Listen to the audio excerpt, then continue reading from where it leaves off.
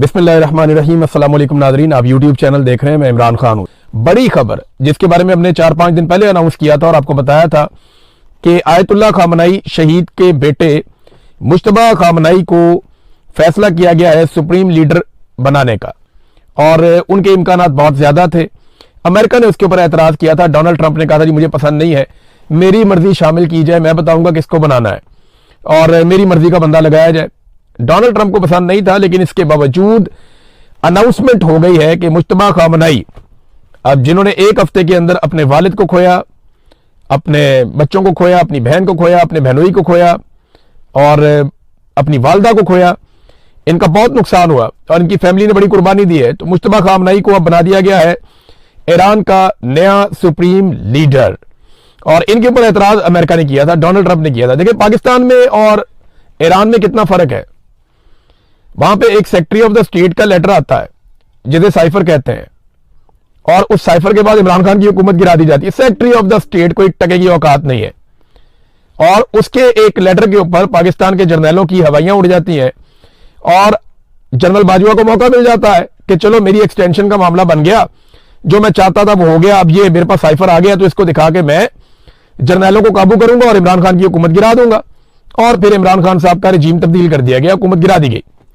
यह किया गया एक सेक्रेटरी ऑफ द स्टेट के साइफर के ऊपर, उसके हुक्म के ऊपर। दूसरी तरफ अमेरिकी सदर खुद कह रहा है कि यह बंदा पसंद नहीं है और वहां पे ईरान ने उसी बंदे को दौरान जंग अटैक हो रहे हैं, लगातार हमले हो रहे हैं और तारीखी नौयत के अटैक हो रहे हैं इस वक्त ईरान के ऊपर। इससे पहले कभी इतने खौफनाक अटैक नहीं हुए थे। मगरबी मीडिया के मुताबिक ईरान के 80% फिजाई दिफाई निजाम को तबाह कर दिया गया है। तेहरान में वाक़े शहरान फ्यूल डिपो पर कल हमला किया गया। महरबाद एयरपोर्ट को निशाना बनाया गया है। आज़ादी स्क्वायर में जो है वो अड्डा जो है वहां पे वो भी जल रहा है। फौज के मुतअद्दिद जो अड्डे हैं उनको तबाह किया गया है और इसके अलावा पासदारान इनकलाब का हेडक्वार्टर मलबे का ढेर बन गया है और 17 जहाज मगरबी मीडिया के मुताबिक उन्होंने डबो दिए ईरान के, लेकिन इसके बावजूद ईरान झुका नहीं। उन्होंने कहा नहीं, हमारा सुप्रीम लीडर कौन होगा इसका फैसला हम करेंगे, अमेरिका फैसला नहीं करेगा। तो पाकिस्तान में तो इंपोर्टेड हुकूमत आ गई थी ना और तब से लेकर अब तक हमारे पास एक अर्दली वजीर आजम है जो जहां पे जूता देखता है, कीमती जूता देखते ही पॉलिश शुरू कर देते हैं।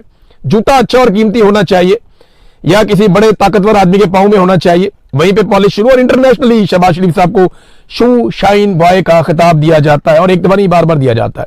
बहरहाल ईरान की अवाम ने खुशाइन करार दिया है और उन्होंने पूरी सपोर्ट दी है। बहुत सारे ऐसे ममालिक जो ईरान के हमायती हैं उन्होंने भी मुश्तबा खामनई के मामले में पॉजिटिव रिस्पॉन्स किया है। अमेरिका को यह बिल्कुल पसंद नहीं आया। नाज़रीन, अब तेल की कीमतों पे आ जाए। आलमी मंडी में $100 से क्रॉस कर गई हैं। जब मैं ये वीडियो रिकॉर्ड कर रहा हूं तो इस वक्त $104 फी बैरल आलमी मंडी में तेल की कीमत है। अब अमेरिकी सदर डोनाल्ड ट्रंप कहते हैं कि ये वापस कम हो जाएंगी, ये तो हम थोड़े दिनों में मार कुटाई करेंगे ईरान की, हम उनके एटमी असासे खत्म कर देंगे और चीजों को खोल देंगे और सारा कुछ नॉर्मल कर देंगे। आबनाए हुर्मुज़ को भी हम खोल देंगे। मामला यह है कि आबनाए हुर्मुज़ में अमेरिकन अपने शिप ही ले जाए कम से कम। वो दुनिया के मालिक को कहते हैं कि अपने शिप वहां से गुजार लो, कंपनियों को कहते हैं कि अपने शिप वहां से गुजार लो, जबकि अपने शिप जिनके ऊपर हथियार लगे हुए हैं उनको आबनाए हुर्मुज़ से दूर ले जाते हैं। रीजन क्या है? अमेरिकन अच्छी तरह समझते हैं कि यहां पे खतरा है और ईरान सचमुच मारेगा। लिहाजा डोनाल्ड ट्रंप को लगता तो है कि वो ये बंदिश खोल देंगे, लेकिन ईरान ये कह रहा है कि हम इस लड़ाई को लंबा लेकर जाएंगे। बल्कि ईरान के अंदर से उनकी हुकूमत ने कहा कि हम इस लड़ाई को वहां तक ले जाएंगे जहां तक डोनाल्ड ट्रंप का मिड टर्म इलेक्शन आ जाएगा और मिड टर्म इलेक्शन में डोनाल्ड ट्रंप इबरत का निशान बन जाएगा। हम इस लड़ाई को वहां तक ले जाएंगे। तो डोनाल्ड ट्रंप ने कहा कि तेल सस्ता वापस हो जाएगा और वो लोग बेवकूफ हैं जो ऐसा नहीं समझते। तो पता चल जाएगा, वक्त बताएगा बेवकूफ कौन है और नेतन्याहू की बातों में कौन आ गया। अमेरिका ने एक बड़ा हुक्म जारी किया है सऊदी अरब के हवाले से और याद रखिएगा ये बहुत बड़ी डेवलपमेंट है, छोटी बात नहीं है। अमेरिका ने कहा कि सऊदी अरब से तमाम अमेरिकी सफीर या सफारती अमला जितना भी है वो सारा निकल जाए फौरन। इसका मतलब आप समझते हैं ये आखिरी ऑप्शन होता है कि अब बड़ी जंग शुरू होने लगी है, सफीरों को भी निकालो यहां से। नॉर्मली वो क्या करते हैं, अपने शहरियों को कहते हैं आप निकल जाएं। नॉर्मली वो क्या करते हैं, अपने खास लोगों को कहते हैं आप निकल जाएं और जो सफारती अमला है वो मौजूद रहता है। लेकिन अमेरिका ने सऊदी अरब के अंदर अपने सफारती अमले को भी कह दिया निकल जाओ। ऐसा लगता है कि उनके दिमाग में कोई बड़ा खेल चल रहा है, कुछ बड़ा वहां पे होने जा रहा है। देखिए अब अमेरिका चाहता क्या है, इसके ऊपर मैं आपको यहां पे एक स्टेटमेंट निकाल के देता हूं। और ये बाकायदा अमेरिकन कह रहे हैं, अपने मुंह से कह रहे हैं कि अरबों को इस लड़ाई में शामिल होना चाहिए। अमेरिका अकेला ईरान से नहीं लड़ सकता, ये अमेरिकी हुक्मरान कह रहे हैं। और यहां पे जो स्टेटमेंट है मेरे पास, ये स्टेटमेंट सेनेटर लिंडसे ग्राहम ने दिया है, जो डोनाल्ड ट्रंप के बहुत करीबी साथी हैं। वो ये कहते हैं कि अमेरिका अकेला ईरान से नहीं लड़ सकता, अब अमेरिकी इत्तेहादी अरब मुल्कों को भी लड़ना पड़ेगा। मैं अरब दोस्तों को कहता हूं कि अमेरिका ने ईरान को मारा है और ईरान ने अरब मुल्कों को मारा है। क्या अरब मुल्कों ने भी ईरान को मारा है? नहीं। तो अब यह काम करना होगा, वरना अमेरिकी इत्तेहादी मुआहदे आपको नहीं मिलेंगे। अब अमेरिका यह चाहता है कि अरब ममालिक इस लड़ाई में उतरे। अरब मुल्कों ने आखिरी लड़ाई कब लड़ी थी, आपको याद है? 1967 में इन्होंने आखिरी लड़ाई लड़ी थी अकेले इसराइल से, और उस लड़ाई में इसराइल ये क्लेम करता है कि वो जंग जीत गया था, बड़ी बहादुरी से उन्होंने लड़ी थी। देखिए ना, इसराइल जीत ही गया था ना, तभी तो आज तक फलस्तीन आजाद नहीं हो सका। अगर तो अरब लड़ाई जीत जाते तो आज फलस्तीन एक रियासत होता, फलस्तीन एक अलग मुल्क होता। तो अरब ममालिक इकट्ठे भी इसराइल से उस वक्त नहीं जीत सके थे, तो उनकी जंगी काबिलियत का तो आपको अंदाजा है। अब जब ये अरब खुद नहीं लड़ेंगे तो लड़ाएंगे किसको? ये पाकिस्तान को लड़ाएंगे। पाकिस्तान की फौज जो है वो एक प्रोफेशनल लड़ाका फौज है, और उसको लड़ाने के लिए मुंह में पानी आ जाता है जिसको भी लड़ाई लड़नी होती है। और पाकिस्तान के फील्ड मार्शल को तलब भी किया गया था कि जनाब इधर आए, हाजिरी दें, आपको बहुत पैसा दिया हुआ है, आपके पास बड़े वसाइल हैं। एक फौज और भी बनाई गई थी, इस्लामिक फोर्स, जिसके 54 इस्लामी मुल्क, पता नहीं 52 इस्लामी मुल्क थे, उनकी एक बहुत बड़ी फोर्स बनाई गई थी, इस्लामी फोर्स थी। उसने फलस्तीनियों को तो कभी आज़ाद करवाया नहीं, उसने कश्मीरियों को भी कभी आज़ाद नहीं करवाया, उसने लबनान के ऊपर और गजा के ऊपर बमबारी को कभी नहीं रुकवाया। लेकिन वो फोर्स अब किधर है? राहील शरीफ साहब उसके हेड बनाए गए थे, फोर्स किधर है? कहां है वो सारे फौजी? और अब पाकिस्तान के बारे में ये दावे किए जा रहे हैं कि खबरें आ रही हैं, अभी इसमें कंफर्मेशन नहीं है, कि पाकिस्तान 1 लाख ट्रूप्स भिजवा सकता है अरब ममालिक की हिफाजत के लिए, खास तौर पे सऊदी अरब की हिफाजत के लिए। तो ये एक बहुत बड़ा सौदा होगा सऊदी अरब और पाकिस्तान के बीच में, क्योंकि ये कहा गया कि सऊदी अरब पर हमला, पाकिस्तान पर हमला। लेकिन सवाल यह है कि क्या पाकिस्तान पर हमला भी सऊदी अरब पर हमला समझा जाएगा?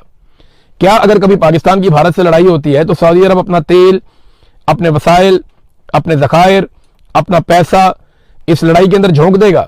जैसा कि पाकिस्तान से यह तवक्को की जा रही है कि पाकिस्तान ऐसा करे। मेरा यहां पे एक सवाल है कि ओआईसी कहां गई?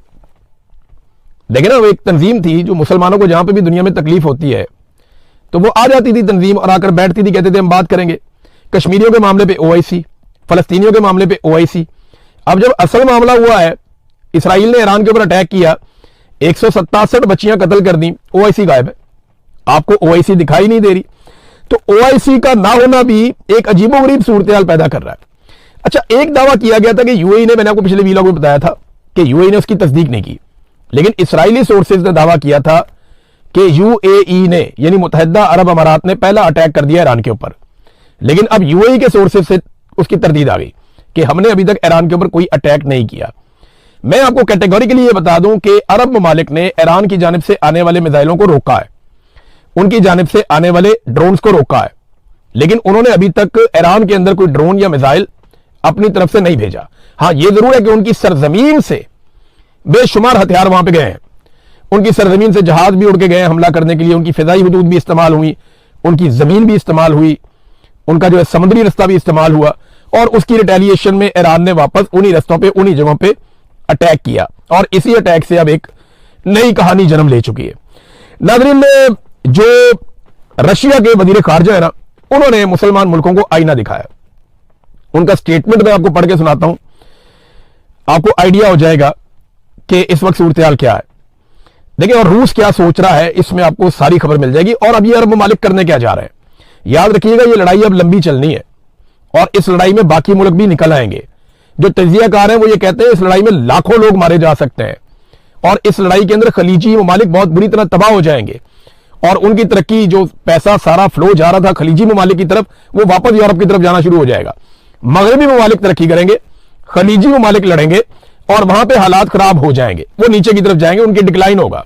अब इसमें जो रूसी वजीर खारजा सरगई लावरूफ का जो स्टेटमेंट है, वो ये कहते हैं कि बहुत सारी अरब बादशाहतें अवामी तौर पे कह चुकी हैं कि सूरत-ए-हाल को फौजी हल की तरफ नहीं धकेला जाना चाहिए, यानी मुज़ाकरात होने चाहिए, और वो अपनी फिजाई हदूद इस्तेमाल करने की इजाजत नहीं देंगी। लेकिन जब सब कुछ शुरू हुआ तो अमेरिका और इसराइल को बार बार कॉल करने के बावजूद क्या आपने अमेरिका और इसराइल के इकदामात की मजम्मत की? यानी आपने कहा कि आपकी फिजाई हदूद इस्तेमाल नहीं होंगी और नहीं इस्तेमाल आप करने देंगे, लेकिन जब आपकी फिजाई हदूद को अमेरिका ने और इसराइल ने इस्तेमाल किया तो क्या आपने एक मरतबा भी इसराइल की और अमेरिका की मजम्मत की? ये रशिया ने सवाल उठाया। दूसरा, उन्होंने कहा कि क्या आपने स्कूल पर बमबारी करके 170 मासूम बच्चियों को शहीद करने की मजम्मत की? किसी अरब मुल्क ने इसके ऊपर क्या कोई बात की खुलकर? उन्होंने कहा कि मुझे यह मालूम हो गया है कि आपके मुमालिक सिक्योरिटी काउंसिल में, अक़वाम मुत्तहिदा की सिक्योरिटी काउंसिल आपको पता है, वहां पे एक करारदाद पेश करने का इरादा रखते हैं जिसमें बिल्कुल वही जबान होगी जो आपने अभी इस्तेमाल की है, यानी ईरान की जारहियत की मजम्मत आप करेंगे, लेकिन अमेरिका और इसराइल के इकदामात का एक लफ्ज भी नहीं होगा। यह है वो मामला। वो कहते हैं अमेरिका और इसराइल की मजम्मत क्यों नहीं करते? वो आपकी फिजाई हदूद जबरदस्ती इस्तेमाल कर रहे हैं, आपकी समुद्री हदूद जबरदस्ती इस्तेमाल कर रहे हैं, आपके इलाकों से बम मार रहे हैं ईरान को, आप उसकी मजम्मत नहीं कर रहे। उन्होंने वहां पे कत्लेआम कर दिया ईरान के अंदर, बंदे ज्यादा तो ईरान के अंदर शहीद हो गए, यानी को 1,500 बंदा शहादत के करीब पहुंच गए नंबर। वहां पे रिफाइनरियों को आग लग गई है। जो तबाही इस वक्त मिडिल ईस्ट में हुई या इसराइल में हुई, वो 10वां हिस्सा भी नहीं है जो तबाही अमेरिका ने और इसराइल ने ईरान के अंदर फैला दी है, 10वां हिस्सा भी नहीं है। उन्होंने बहुत तबाही फैलाई है। तो ईरान की पसली है कि वो सब्र से ना सिर्फ मार खा रहा है बल्कि वो लगातार रिटेलिएशन भी कर रहा है, और ईरान ने वो बंदोबस्त कर लिया है कि रास्ते की सारी रुकावटें उन्होंने अब दूर कर ली हैं। अब जब ईरान मारेगा तो ज्यादा नुकसान करने की पोजीशन में होगा, क्योंकि ईरान ने बहुत सारे रेडार तबाह कर दिए हैं। गुज़िश्ता 24 घंटों में ईरान के दावे के मुताबिक उन्होंने खित्ते में अमेरिका के 4 मजीद रेडार तबाह कर दिए हैं, और ये third anti missile defence system के जो है वो रेडार थे। और देखिए ना, जब आप रेडार को हटा देते हैं तो फिर जो आपका एयर डिफेंस सिस्टम है वो कमजोर पड़ जाता है, वो डायरेक्शनलेस हो जाता है, उसको पता नहीं चलता कि अब क्या करना है। यहां पे एक मिसाइल उड़ता है बहरीन से, उसकी वीडियो है बाकायदा, और बहरीन से ही उड़ता है और बहरीन में गिर जाता है करीबी शहरी इलाके में। अब ये मिसाइल यहां से उड़ के यहीं पे गिर रहा है, इसका मतलब वो डायरेक्शनलेस मिसाइल है और वो अपने निशाने की तरफ नहीं गया। रीजन क्या है कि इससे जुड़े हुए जो टेक्निकल सारे इक्विपमेंट है वो ईरान ने बहुत हद तक तबाह किया है। तो ईरान अब टारगेट अचीव कर सकता है इसराइल के अंदर भी, खलीजी ममालिक के अंदर भी। अमेरिकी अड्डों को तो उन्होंने बहुत बुरी तरह तबाह किया है। तो रूसी वज़ीर खारजा ने कहा कि आप अब मजम्मत करने जा रहे हैं ईरान की सलामती काउंसिल में, लेकिन अमेरिका और इसराइल के इकदामात का एक लफ्ज भी आपका नहीं होगा। हम एक मुत्तहिदा महाज की अपील करते हैं जिसका मकसद इस जंग का खात्मा हो। सिर्फ यह कहना कि ईरान को मौसर जवाब देने का हक नहीं है, इसका मतलब यह है कि आप अमेरिका और इसराइल को हौसला दे रहे हैं, उनकी हौसला अफजाई कर रहे हैं, और यह मंतक के दलील के खिलाफ है। बड़े लंबे अरसे से ये वज़ीर खारजा है और इनका स्टेटमेंट जो है वो सबके लिए सोचने की बात है कि वो मुसलमान मुल्क भी नहीं है, लेकिन उन्होंने जो स्टेटमेंट दिया वो और तरह का है, और वो सूरत को भांप गए हैं कि होने क्या जा रहा है। देखिए ना, अमेरिका ने जब ये लड़ाई शुरू की तो अमेरिका ये कहता था हम तो ईरानी अवाम के लिए लड़ रहे हैं, ईरानी अवाम को आज़ादी दिलाएंगे, और अब ईरान में पूरी तरह तबाही हो रही है और ईरानी अवाम का कत्लेआम हो रहा है। ये लड़ाई किसी और नुक्ते से शुरू होकर किसी और नुक्ते पे पहुंच गई है। अगर ईरान की चेन ऑफ कमांड खत्म हो जाती है तो मेरी बात आप लिख कर रख लें, बहुत तबाही होगी। हर हाल में ईरान को अपनी चेन ऑफ कमांड वो बरकरार रखनी पड़ेगी, क्योंकि इसके बगैर गुजारा नहीं है, और जब तक वो आपस में कोऑर्डिनेशन में रहेंगे तब तक वो मुकाबला कर सकते हैं। नाज़रीन, भारत एक्सपोज हुआ है बहुत बुरी तरह, और ये खबर मैं आपको देता हूं कैसे। देखिए ना, भारत ने दावत दी बहरिया के जहाजों को कि आओ यहां पे आके हमने मशकें करनी है। ईरानी जहाज भी गए, जाके वहां पे मशकें की। अब भारत खुद एतराफ कर रहा है कि उसने ईरान की पीठ में छिरा घोंप दिया। वो कैसे? वो खुद से ये बता रहे हैं, जनरल उपेंद्र ये खुद से बता रहे हैं कि जनाब हमारे इसराइल के साथ स्ट्रेटेजिक ताल्लुकात हैं, हमने अपने पानियों में ऐसा कुछ नहीं हुआ, लेकिन जब हमारे पानियों से निकलकर बैनुल अक़वामी पानियों के अंदर ये ईरान का जहाज चला गया तो तब हमने इसराइल को बता दिया कि जनाब इसका मुकाम क्या है और ये किस जगह पे है, तब इसराइल ने उसको तबाह कर दिया। तो हमने तो जनाब क्योंकि हमारा ताल्लुकात है इसराइल के साथ, हमने उनको बता दिया। और भाई वो लड़ने थोड़ी आया हुआ था, वो तो आपका मेहमान था, उसको घर तो वापस जाने देते आप, उसके बाद उसके साथ जो मर्जी करता है इसराइल। लेकिन भारत ने यह बता दिया कि वो इस लड़ाई में ईरान के साथ नहीं, पूरी तरह से इसराइल के साथ खड़ा है। देखिए, अगर पाकिस्तान इस वक्त ईरान के साथ लड़ता है तो इसराइल को बड़ी सपोर्ट मिलेगी।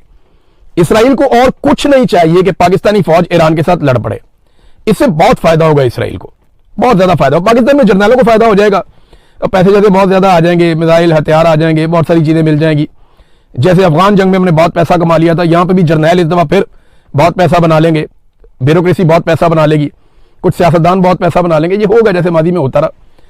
लेकिन इसका सबसे ज्यादा फायदा इसराइल को होगा, ईरान को और पाकिस्तान को नुकसान होगा, क्योंकि इस सरहद के ऊपर अगर अब आप ये करते हैं या लड़ाई होती है तो हमने तो साथ साथ ही रहना है। आप अपने पड़ोसी बदल नहीं सकते, पड़ोसी आपके वही रहते हैं। तो ये हमारी इनके साथ एक ऐसी चपकलिश खुदा ना खास्ता शुरू हो सकती है जो फिर जारी रहेगी। पाकिस्तान को करना सिर्फ इतना है कि किसी तरह भी अमन के लिए कोशिश करे और लड़ाई से गुरेज करे। चाइना ने एक बड़ी कार्रवाई डाल दी है, वो अगले वीलॉग में आपको बताऊंगा। बड़ा कमाल काम किया चाइना ने। लेकिन एक दावा सामने आ रहा है, दावा यह है कि कहीं नेतन्याहू एटमी हमला तो नहीं कर सकता। जॉर्ज गिलोवे इन्होंने एक स्टेटमेंट दिया है कि इसराइल बहुत सारे ऐसे काम कर रहा है इस जंग में जिसमें अमेरिका कहता है कि हमारी मर्जी शामिल नहीं थी, इसराइल खुद से कर रहा है। और नेतन्याहू के बारे में आप कुछ भी कह सकते हैं, वो जंगी मुजरिम है पहले ही, वो कुछ भी कर सकता है।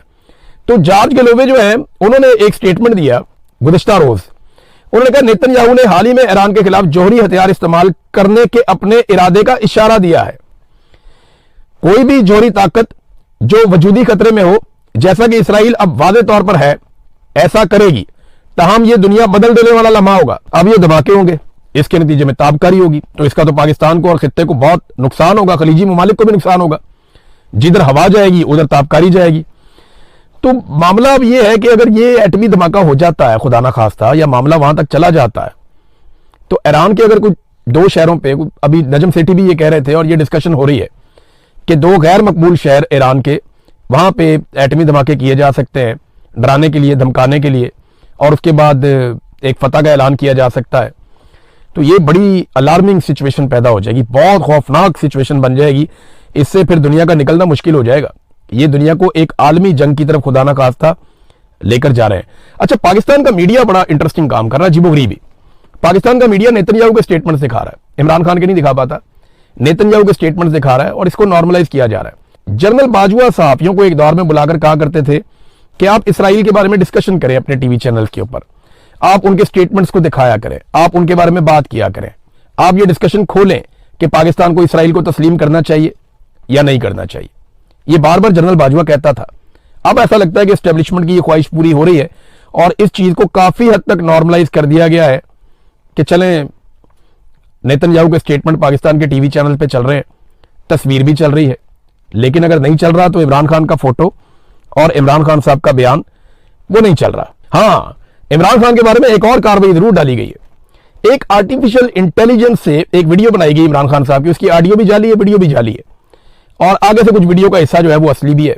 तो एक वीडियो बना के डाल दी गई, उसको टाउट्स बहुत सारे बेईमान और फ्रॉड किस्म के लोग, नून लीग के दरबारी, वो उसको शेयर कर रहे हैं और बेईमानी कर रहे हैं कि जनाब ये देखो, इमरान खान ने कहा था कि जंग होगी तो पेट्रोल $400 फी बैरल पे चला जाएगा और ये हो जाएगा, वो हो जाएगा।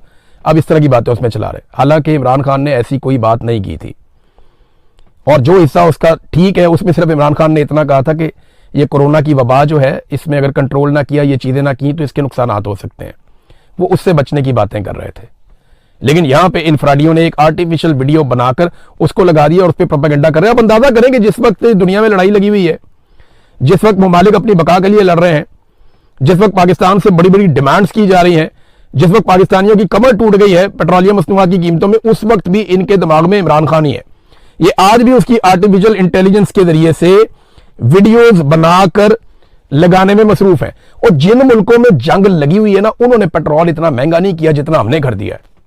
और जो लड़ रहे हैं, जिनकी जंग लगी हुई है, जिनके फौजी मारे जा रहे हैं, और जिनके लोग शहीद हो रहे हैं, कत्ल हो रहे हैं, जांबाग हो रहे हैं, और जिनके मुल्कों में बम गिर रहे हैं, जिनकी रिफाइनरियां सड़ गई हैं, जिनका इंफ्रास्ट्रक्चर तबाह हो गया, उन्होंने पेट्रोल की कीमतें इतनी नहीं बढ़ाई जितनी हमने बढ़ा ली।